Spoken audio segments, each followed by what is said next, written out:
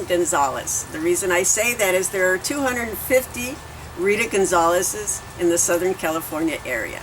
I identify as a Latina, as a Chicana. I was born and raised here in Los Angeles. I am also identified as a lesbian. I'm a very proud lesbian, and I will tell anybody who I am. I was a tomboy. I was the only girl of all boys' cousins.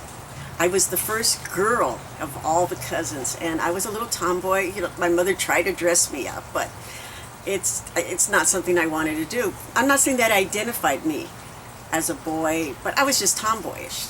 And as I grew older, I did enjoy my femininity, but there was just something a little different. I used to have crushes on girls, not so much on boys.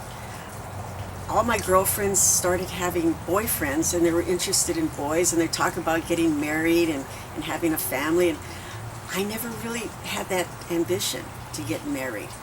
I just figured I'll be a career woman.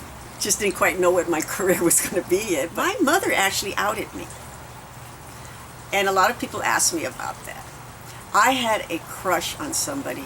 It was one of my instructors at work that I got a crush on. And I was going into a training class. That's why she was one of my instructors. And I thought, you know what, I'm going to go for it. So I decided to pursue her.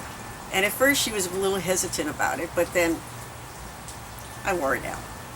And we had a little relationship, and then she dumped me. And I was so devastated. And I was crying and crying and crying, and I was just totally bummed. I just didn't know what to do. And then I was with my mother. We were sitting in the car. For some reason, we were just sitting in the car out front of the house. That's where we used to have our meaningful conversations, because it was a tiny house, and you really couldn't talk to each other, because I had a lot of brothers and sisters.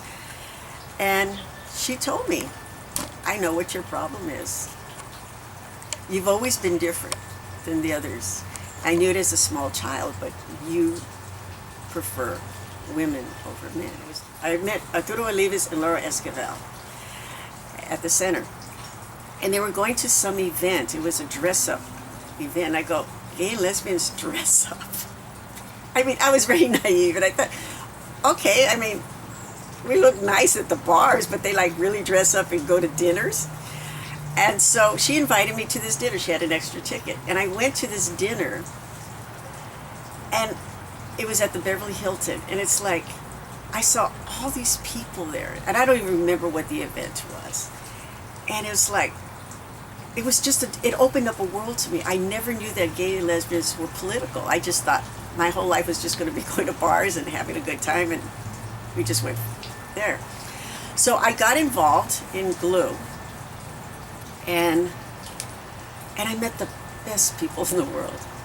It was such a family, and what I loved about it, it was a co-gender organization. And so it was men and women. It wasn't just women, it just wasn't men. And it was a family. I finally found my family, my familia. My 18-year-old self. What I would tell my 18-year-old self right now is actually something that I still tell myself all the time, that my mother used to always tell me. We had a hard life growing up, and things happened in my childhood that sometimes we really thought, I can't go through this. Sometimes we'd live in cars. We'd be thrown out of the house. My mother and my sisters and I would live in cars because nobody would want to take us in. And she used to tell me, it's okay.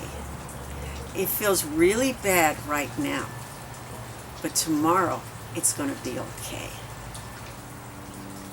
And you know what? It is. It's always okay tomorrow.